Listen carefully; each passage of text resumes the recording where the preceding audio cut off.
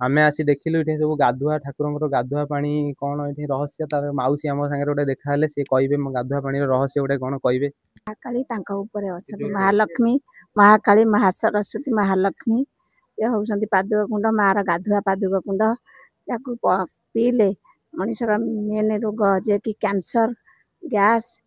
64 प्रकार रोग भल हुए जे कि भक्ति पीले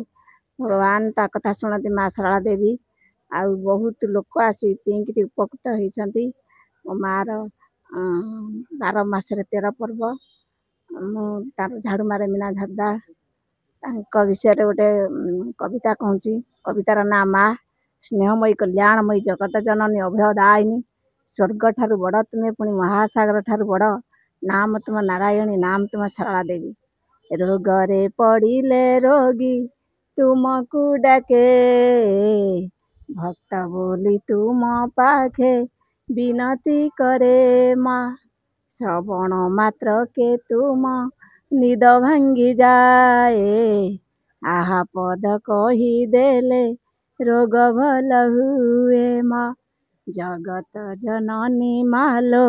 अभया दायिनी दुर्गति नाशिनी मालो तू ही सरस्वती पूर्व आकाशर तुमे सिंदूर टोपा परी धरणी गभार तुमे पद्म फूल परी माँ सते जेपरी ओह्लाई आखि सन्ची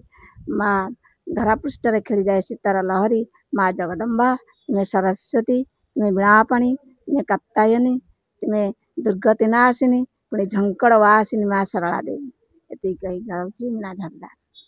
माउसी जय बहुत धन्यवाद माउसी जाई दीपद कहला जे माउसी तो भल कि क्लीयर की बुझे दौजी माउसी कहया कथा जे ये हूँ ठाकुरंकर गाधुआ पानी माँ गाधुआ पानी पीले